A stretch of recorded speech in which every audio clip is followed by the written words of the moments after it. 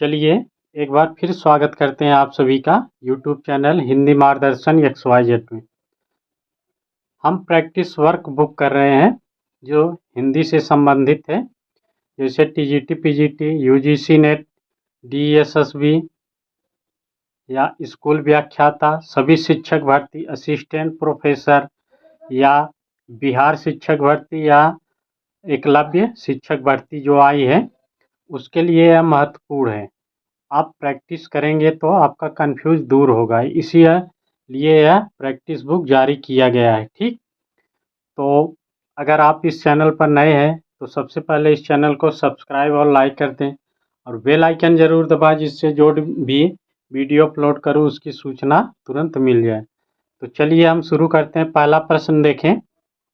पहला प्रश्न, हिंदी नवरत्न में त्रिपाठी बंधु के नाम से किसे जाना जाता है? हिंदी नवरत्न एक रचना है मिश्र बंधु की, तो उसमें त्रिपाठी बंधु नाम से, यानी हिंदी नवरत्न इसमें 9 कवियों को शामिल किया गया है, उसमें त्रिपाठी बंधु नाम से भी संकलन है। तो उसमें बताना है कि आप इसमें कौन है हिंदी त्रिपाठी बंधु। केशव मथिराम, केशव भूषण, भूषण देव, भूषण मथिराम। तो इसमें आपका एक का क्या हो जाएगा? डी। भूषण और मथिराम को त्रिपाठी बंधु के नाम से इसमें नवरत्न में शामिल किया गया है। दूसरा, भाखा शब्द का प्रयोग होता था। भाखा ये शब्द जो प्रचलित था तो किस में होता था? भाषा के अर्थ में, उर्दू के अर्थ में, हिंदी के अर्थ में और भक्षण के अर्थ में। तो 2 का आपका क्या हो जाएगा? सी। ये किस में होता था? हिंदी के अर्थ में भाखा शब्द का प्रयोग होता था। फिर आगे तीसरा देखें, रोमांटिक काव्यधारा को किसने छोकरावाद की संज्ञा दी?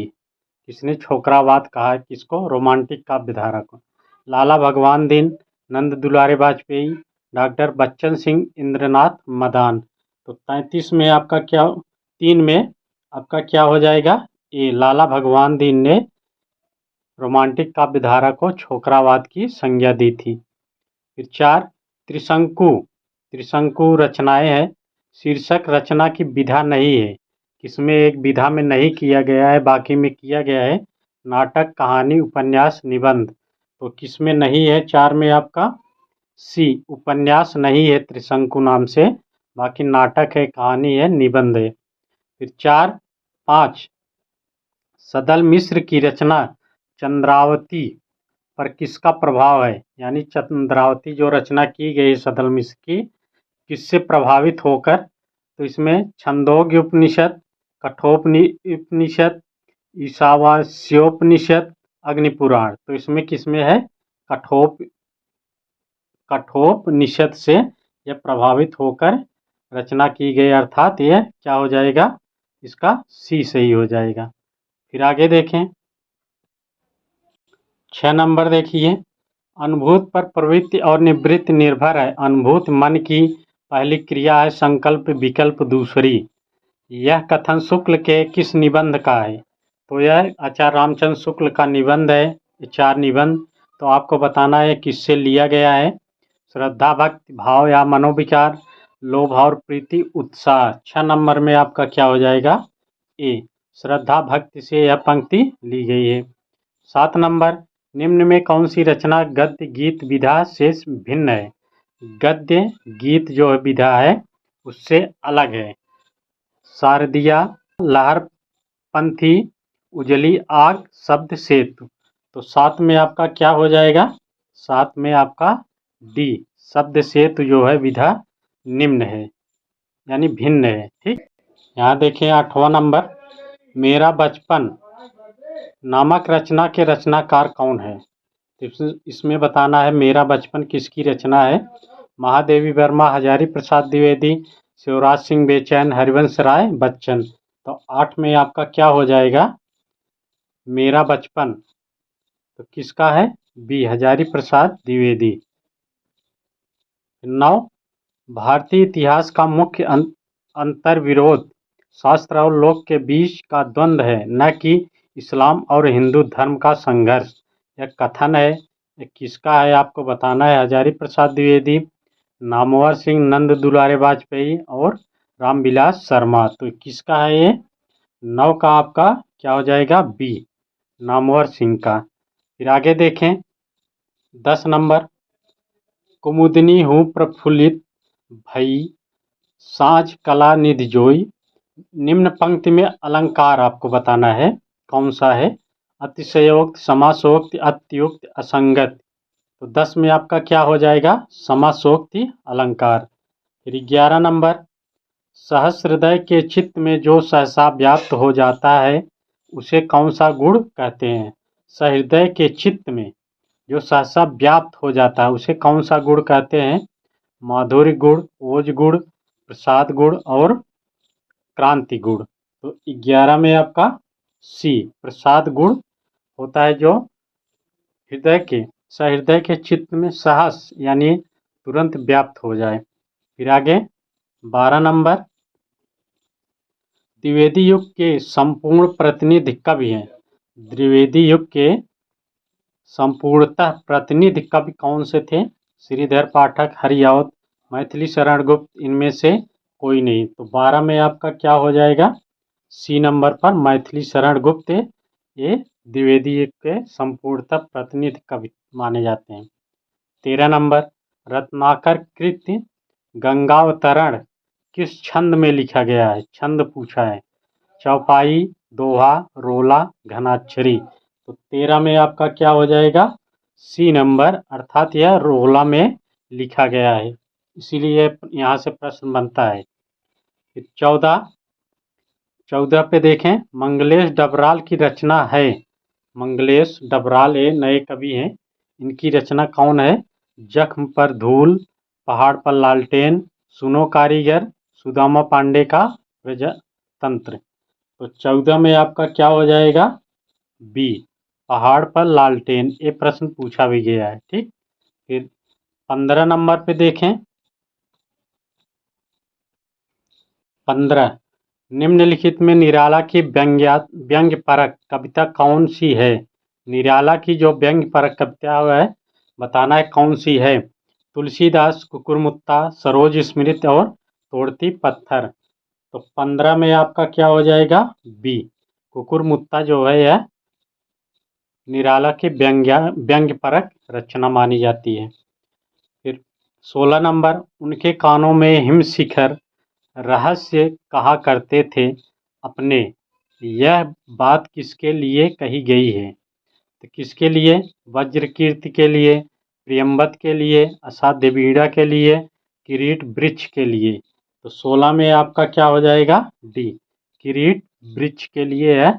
उनके कानों में हिमशिखर रहस्य कहा करते थे अपने, एक कहा गया है, ठीक। 17, अष्टयाम किसकी रचना है? नाभादास, लालदास, मधुसूदन दास, सरयू दास पंडित। तो 17 में आपका क्या हो जाएगा? नाभादास की रचना अष्टयाम है। 18, राधा वल्लभी संप्रदाय के आचार्य हैं, कौन है? रामानुजाचार्य, गोस्वामी हित हरिवंश, वल्लभाचार्य, शंकराचार्य। तो 18 में आपके क्या हो जाएंगे? बी, गोस्वामी हित हरिवंश, ये जो है राधा वल्लभ संप्रदाय के प्रवर्तक हैं। फिर 19 नंबर, राम नरेश त्रिपाठी ने हिंदी, उर्दू, बंगला और संस्कृत लोकप्रिय कविताओं का संकलन कितने भागों में किया है? तो इसमें आपको बताना है कितने भागों में है। 6, 7, 10, 8। तो 19 का आपका 19 में क्या हो जाएगा? डी, इन्होंने 8 भागों में हिंदी, उर्दू, बंगला और संस्कृत लोकप्रिय कविताओं का संकलन किया है। कितने? 8 भागों में। फिर 20 है, सुमेलित करना है, इसमें सुमेलित करके बताना है आपको। तो इसमें क्या हो जाएगा? अरुण कमल, अपनी केवल धार, लीलाधर जगूड़ी, बची हुई पृथ्वी, उदय प्रकाश, अबू तक कबूतर, अबूतर कबूतर, मुक्तिबोध, जमीन पक रही है। तो 20 में आपका क्या हो जाएगा? 20 में देखिए, तो 20 में आपका डी हो जाएगा, मुक्तिबोध क्या है, जमीन पक रही है। ठीक, सुमेलित नहीं है बताना है। ये सब अरुण कमल की केवल अपनी धार है, सही है। लीलाधर जगुड़ी की बची हुई पृथ्वी, सही है। उदय प्रकाश अबूतर अबूतर है। ठीक, अबूतर कबूतर, सही है। मुक्तिबोध की है, जमीन पक रही है, नहीं है। ठीक, 21, निम्नलिखित में किस कहानी के लेखक प्रेमचंद नहीं है। इसमें प्रेमचंद की कहानी नहीं है, इसको बताना है। बड़े घर की बेटी, मिस पद्मा, ठाकुर का कुआं, छोटा जादूगर। तो 21 में आपका क्या हो जाएगा, डी, छोटा जादूगर। यह इनकी नहीं है, बाकी ये तीनों इनकी रचनाएं हैं। फिर आगे देखें, 22 नंबर, वारेन हेस्टिंग का सांड।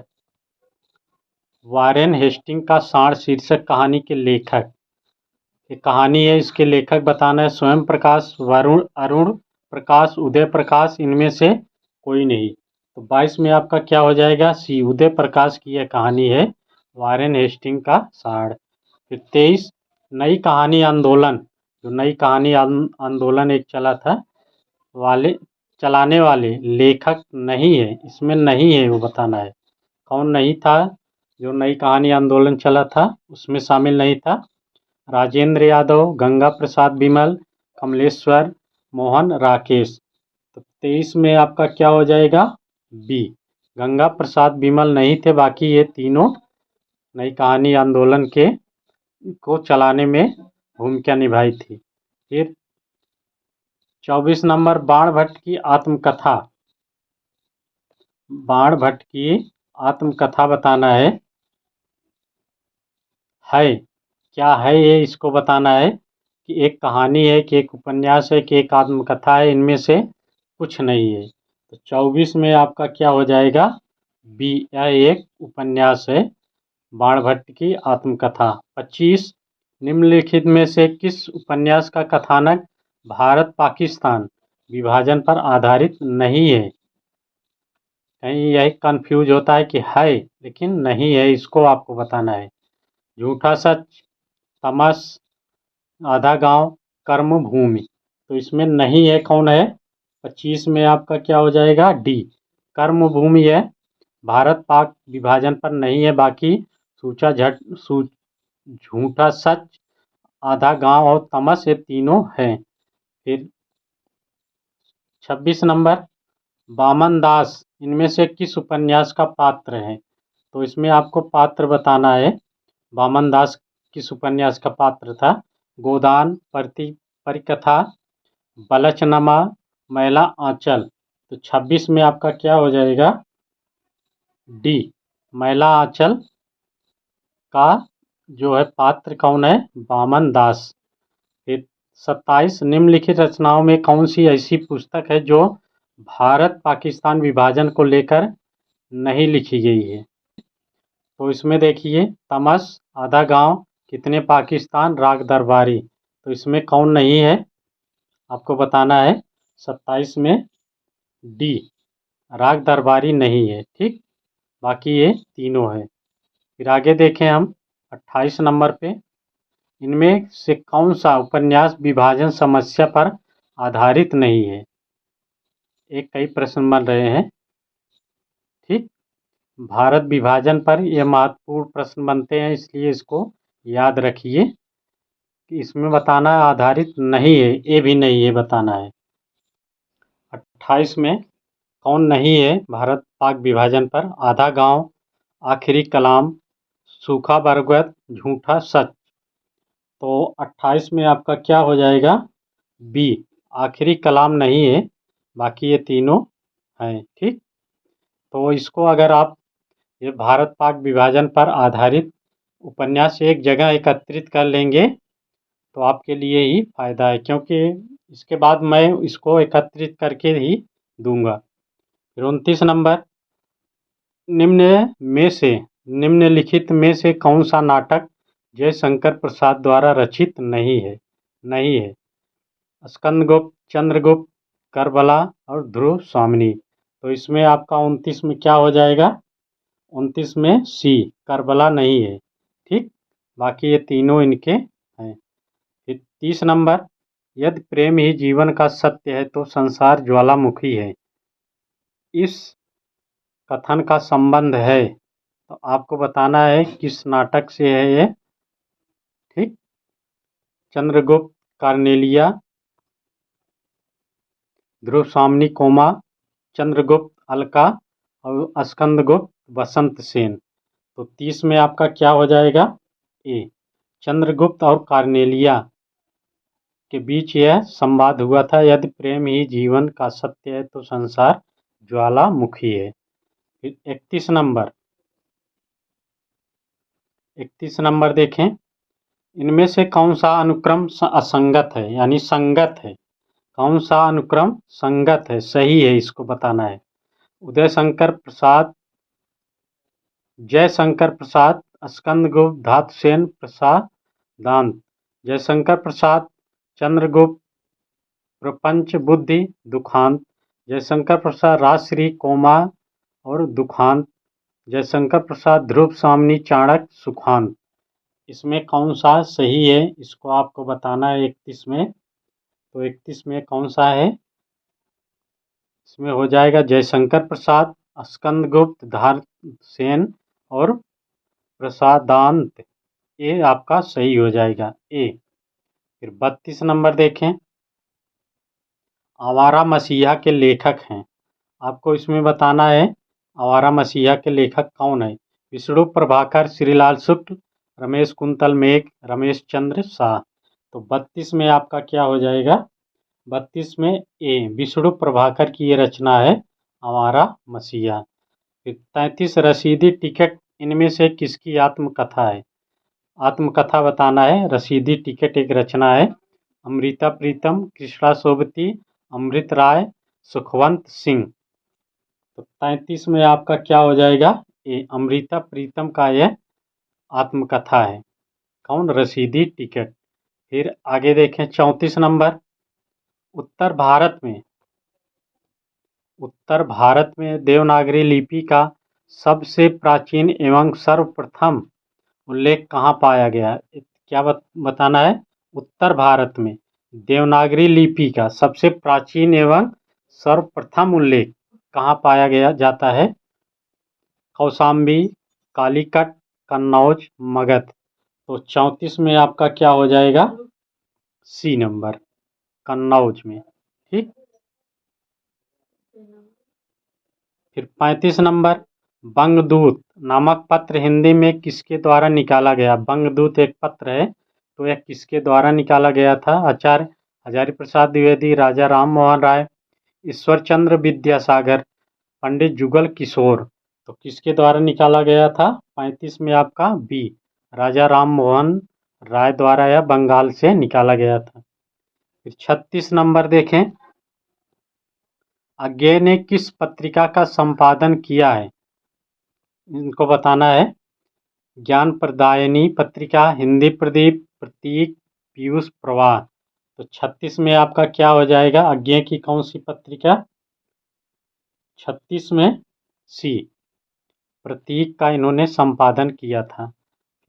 37 नंबर, निम्नलिखित में से कौन मार्क्सवादी विचारधारा का आलोचक नहीं है? आपको बताना कौन मार्क्सवादी विचारधारा का आलोचक नहीं है। तो 37 में नामवर सिंह, शिवदान सिंह चौहान, रामविलास शर्मा, विजय देवनारायण शाही। तो 37 में आपका क्या हो जाएगा? डी, विजय देवनारायण शाही नहीं है। ठीक, बाकी ये तीनों हैं। फिर 38 देखें, आलोचक की आस्था एक रचना है। आलोचक की आस्था किसकी कृति है, किसके द्वारा यह रचा गया है? तो इसको बताना है। आचार्य शुक्ल, डॉक्टर नगेंद्र, महावीर प्रसाद द्विवेदी, मुक्तिबोध। तो 38 में आपका क्या हो जाएगा? 38 में बी, डॉक्टर नगेंद्र का यह आलोचक की आस्था एक रचना है, आलोचनात्मक रचना है। 38 का बी। फिर 39 देखें, कुट्टी चातन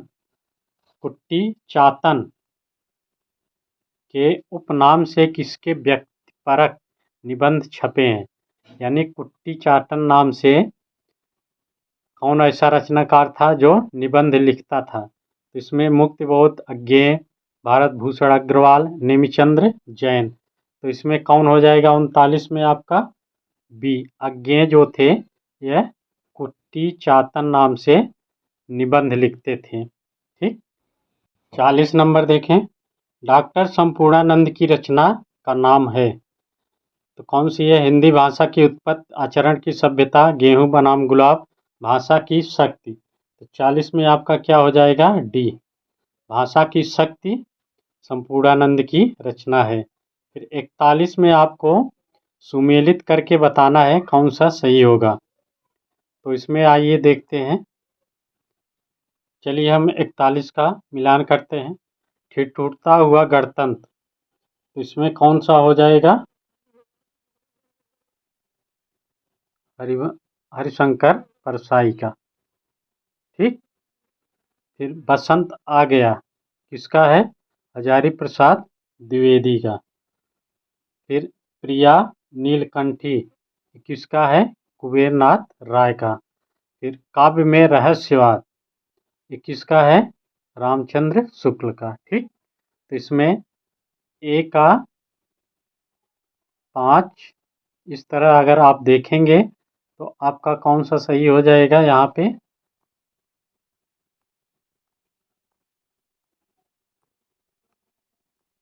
यहाँ आपका सही हो जाएगा सी नंबर पे। ठीक, सी नंबर सही हो जाएगा।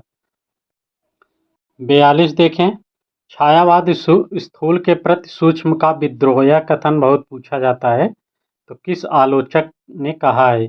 डॉक्टर नगेंद्र, डॉक्टर नामवर सिंह, आचार्य रामचंद्र शुक्ल, नंद दुलारे वाजपेयी। तो 42 में आपका ए हो जाएगा। डॉक्टर नगेंद्र का यह कथन है, छायावाद सूक्ष्म स्थूल के प्रति सूक्ष्म का विद्रोह है। फिर 43, निम्नलिखित में से कौन सी रचना नाट्य काव्य नहीं है? नाट्य काव्य नहीं है। अग्निलेख, परशुराम की प्रतीक्षा, अंधा युग, एक कंठ, बिस्पाई। तो 43 में आपका क्या हो जाएगा? बी, परशुराम की प्रतीक्षा। ए नहीं है, बाकी ये तीनों नाट्य कृतियां हैं। फिर 44 नंबर, अबे सुन बे गुलाब, क्या है? अबे सुन बे गुलाब, भूल मत गए, पाई खुशबू रंगो आब। काव्य पंक्तियों का संबंध है किससे? है प्रगतिवाद कविता से, प्रयोगवादी कविता से, समानांतर कविता से, इनमें से कोई नहीं। तो 44 में आपका क्या हो जाएगा? ए, यह प्रगतिवादी कविता को दर्शाता है। ठीक। फिर 45, धिक जीवन जो पाता ही आया है विरोध, पंक्ति में किसके जीवन सत्य की अभिव्यक्ति मिलती है? इसमें बताना है सूर्य का त्रिपाठी निराला, हनुमान, लक्ष्मण, विभीषण। तो 45 में आपका क्या हो जाएगा? ए, क्योंकि सूर्यकांत त्रिपाठी निराला का जीवन बचपन से लेकर जब तक वे जिंदा रहे तब तक कठिनाइयों से भरा हुआ था। फिर आगे देखें 46 नंबर, निम्नलिखित पंक्तियों को उनके सही कवियों के साथ सुमेलित कीजिए। तो आपको सुमेलित करके इसको बताना है। तो इसमें देखेंगे हम। चलिए हम मिलान करते हैं। निम्नलिखित पंक्तियों को उनको सही क्रम में मिलाना है। द्रुत झरो जगत के जीर्ण पत्र, तो ये किसका हो जाएगा? सुमित्रा नंदन पंत। यह तीसरा आदमी कौन है? मेरे देश की संसद मौन है, ये किसका है? धूमिल का। फिर तोड़ते ही होंगे मठ और गढ़ सब, तो ये किसका हो जाएगा? आपका आ जाएंगे आप मुक्तिबोध।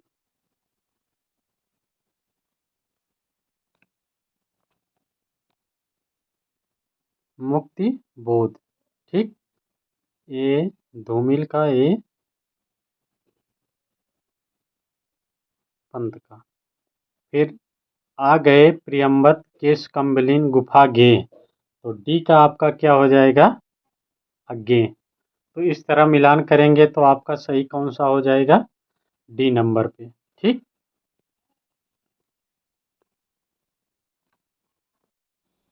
अब हम देखें 47 नंबर, संप्रेषण एवं 47 संप्रेषण एवं मूल्य सिद्धांत के प्रतिपादक हैं। तो किसका है?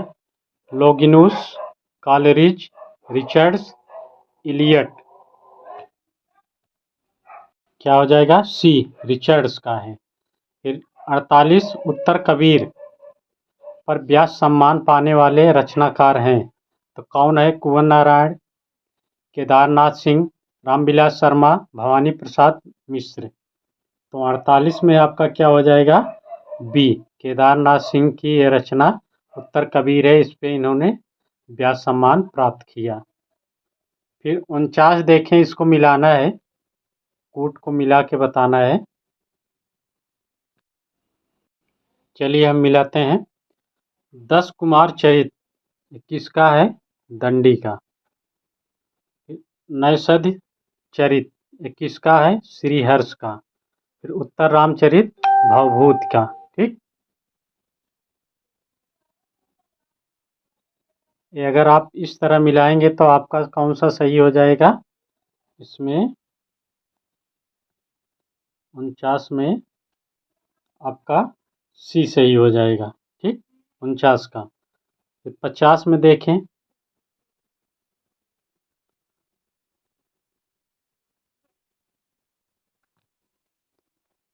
भवभूत का मूल नाम क्या था? भवभूत का मूल नाम क्या था? 50 में श्रीपद, दामोदर, श्रीकंठ, नीलकंठ। तो 50 में आपका क्या हो जाएगा? सी, क्या था? श्रीकंठ इनका मूल नाम था। फिर 51 में देखें, काव्य शोभा या कर्तारो धर्मा गुण, गुण का यह सूत्र लिखा है। तो किसने लिखा है? तो कर्तारो आज धर्म गुणा किसका है? आपका सही हो जाएगा सी, आचार्य वामन का। ठीक, 51 में। फिर 52 देखें, न कांतमपि निर्मूष विभास वनिता मुखम, यह किसका है? इस युक्त के रचनाकार आपको बताना है। भामह, दंडी, उद्भट और रुद्रट। तो किसका हो जाएगा? 52 में आपका ए, भामह का है। 53 में देखें, भरत मुनि ने अपभ्रंश को क्या नाम दिया? भरत मुनि जो थे, अपभ्रंश को क्या नाम दिया था? इसको बताना है। लोक भाषा, जन भाषा, देश भाषा, अशुद्ध भाषा। तो 53 में आपका क्या हो जाएगा? सी, इन्होंने अपभ्रंश को क्या कहा था? देश भाषा। आगे देखें, 54 नंबर, स्वच्छंदतावाद की विशेषता नहीं है, प्रकृति पर्यवेक्षण नहीं है, प्रेम चित्रण नहीं है, कथा गीत प्रयोग नहीं है, ब्रज भाषा में रचना। तो 54 का आपका क्या हो जाएगा? डी, ब्रज भाषा में रचना नहीं है, बाकी ये विशेषता तीनों है। 55, चंपू के दो भेद हैं, कौन कौन? विरुद्ध और कपालक, विरुद्ध और कुलक, विरुद्ध और ब्रज्या, विरुद्ध और करम्भ। तो इसमें कौन सा हो जाएगा? 55 में आपका 55 का आपका डी सही हो जाएगा, विरुद्ध और करम्भ। अब हम 56 नंबर देखें, छायावाद में वक्रता का वैभव मिलता है, प्रसाद के काव्य में निम्नलिखित में से किसका उत्कर्ष मिलता है? तो बताया जाएगा, विदग्धता, अभिव्यंजना, चारुता, चमत्कार। तो 56 में आपका क्या हो जाएगा? बी, अभिव्यंजना का उत्कर्ष मिलता है। 57, माधव विलास के रचनाकार हैं। माधव विलास एक रचना है, इसके रचनाकार कौन है? लल्लू लाल, सदल मिश्र, राम प्रसाद निरंजनी, सदा सुखलाल। तो 57 में आपका क्या हो जाएगा? ए, लल्लू लाल की यह रचना माधव विलास है। फिर 58 देखें, रंगमंच पर पर्दे के पीछे का स्थान कहलाता है। जो रंगमंच नाटक होता है उसके पर्दे के पीछे का स्थान कहलाता है पृष्ठमंच, दर्शक दीर्घा, नेपथ्य और कलाकार दीर्घा। तो 58 में आपका क्या हो जाएगा? सी, नेपथ्य उसको कहते हैं। ठीक, इसको बाद में हम पूरा विस्तार से बताएंगे। 59 देखें, ग्रामीण जीवन को सांस्कृतिक गरिमा प्रदान करने के लिए फणीश्वरनाथ रेणु ने अपनी रचनाओं में जिस भाषा का प्रयोग किया उसमें है, तो किस भाषा का इन्होंने प्रयोग किया है इसको बताना है। शुद्ध तत्सम शब्दावली का प्रयोग, बनावटी भाषा का प्रयोग, ग्रामीण मुहावरों तथा आंचलिक शब्दावली का प्रयोग, ठेठ हिंदी का प्रयोग। तो आपका 59 क्या हो जाएगा? सी नंबर पे आपका ग्रामीण मुहावरों तथा आंचलिक शब्दावली का प्रयोग इन्होंने किया था। फिर 60 नंबर, विशिष्ट शैलीकार होने के कारण राम वृक्ष बेनीपुरी को कहा जाता है। क्या उपाधि दी जाती है? कलम का सिपाही, कलम का मजदूर, कलम का जादूगर, कलम का रक्षक। तो क्या कहा जाता है 60 में आपका क्या हो जाएगा? डी, कलम का रक्षक इन्हें कहा जाता है। किसको? राम वृक्ष बेनीपुरी को। फिर आगे देखें 61 नंबर, 61 में आ जाइए। कबीर के गुरु का नाम आपको बताना है। कबीर के गुरु कौन थे? रामानंद सागर, रैदास, रविदास, रामानंद। तो कौन थे इनके गुरु? 61 में आपका क्या हो जाएगा? डी, रामानंद इनके गुरु थे। या रामानंद सागर भी है, ठीक, कंफ्यूज मत करिए, रामानंद इनके गुरु थे। नानक दर्शन का सार तत्व है। नानक जो थे इनके दर्शन का सार तत्व क्या था? आशा दीवार, रहिरास, रोहिला सोहिला, जपजी। तो 62 में आपका क्या हो जाएगा? डी, जपजी जो था इनका दर्शन का सार तत्व इसी में समाहित था। अब देखें 63 नंबर, निम्नलिखित कृतियों एवं उनके समक्ष अंकित विधाओं के युग्म में से कौन सा युग्म असंगत है? असंगत युग्म बताना है। आवारा मसीहा, आत्मकथा, स्मृति की रेखाएं, संस्मरणात्मक रेखाचित्र, एक बूंद सहसा उछली, यात्रा वृत्तांत, जुलूस रुका है, रिपोर्टाज। इसमें असंगत कौन है? 63 में आपका क्या हो जाएगा? ए, आवारा मसीहा। ये आत्मकथा नहीं है, ठीक, ये असंगत है, ये जीवनी है। फिर 64 देखें, प्रतिभा के दो भेद कारित्री एवं भावित्री किस आचार्य ने किए हैं? प्रतिभा जो है उसके दो भेद कारित्री और भावित्री किसने किया है? वामन, राजशेखर, जगन्नाथ, भट्ट ताउत, यानी भट्ट लाउलत। तो 64 में आपका क्या हो जाएगा? बी, राजशेखर ने प्रतिभा के दो भाग किए, कारित्री और भावित्री, ठीक। फिर 65, देवनागरी लिपि का विकास हुआ है। तो किससे हुआ है देवनागरी लिपि का? खरोष्टी से, फारसी से, मराठी से, ब्राह्मी से। तो 65 में आपका क्या हो जाएगा? डी, ब्राह्मी से ही देवनागरी लिपि का विकास हुआ है। इसके पहले हम जो वीडियो अपलोड किए हैं लिपि का विकास, उसमें आप देखेंगे क्रम से या विस्तार से दिया गया है। फिर आगे देखें 66 में, पश्चिमी हिंदी के अंतर्गत कौन सी भाषा नहीं है? जो पश्चिमी भाग है उसके अंतर्गत कौन सी नहीं है? तो 66 में आपका क्या हो जाएगा? ए, बघेली नहीं है, ठीक। बाकी ब्रज, कन्नौजी और खड़ी बोली तीनों है। फिर 67, दिल्ली व मेरठ के आसपास की बोली का क्या नाम है? ब्रज भाषा, पंजाबी, खड़ी बोली, अवधी। तो 67 में आपका 67 क्या हो जाएगा? सी, खड़ी बोली। दिल्ली और मेरठ के आसपास खड़ी बोली बोली जाती है। 68, पश्चिमी राजस्थान की बोली निम्नलिखित में से कौन सी है? कौन सी है बताना है। जयपुरी, मारवाड़ी, मेवाती, मालवी। पश्चिमी हिंदी 68, वो राजस्थान की पश्चिमी हिंदी कौन सी है? 68 में आपका क्या हो जाएगा? बी, मारवाड़ी। यह पश्चिमी हिंदी है, कहाँ की? पश्चिमी बोली है राजस्थान की। 69 देखें, कौन सा कथन सही नहीं है? इसमें सही नहीं है बताना है। हिंदी भाषा की उत्पत्ति सौश्रेणी मागधी और अर्धमागधी अपभ्रंशों से हुई है। हिंदी में ई और ढ ध्वनियाँ संस्कृत भाषा से आगत है। मगही बोली बिहारी उपभाषा से संबंध है। अवधी बोली अर्धमागधी अपभ्रंश से विकसित हुई है। तो इसमें 69 में आपका कौन हो जाएगा? बी। ये सही नहीं है, बाकी ये तीनों सही है। ठीक, फिर 70 देखें, अंतिम प्रश्न। वार्णिक छंदों में गण कितने प्रकार के होते हैं? तो गण कितने प्रकार के होते हैं? 4, 7, 8, 10। तो 70 में आपका क्या हो जाएगा? सी।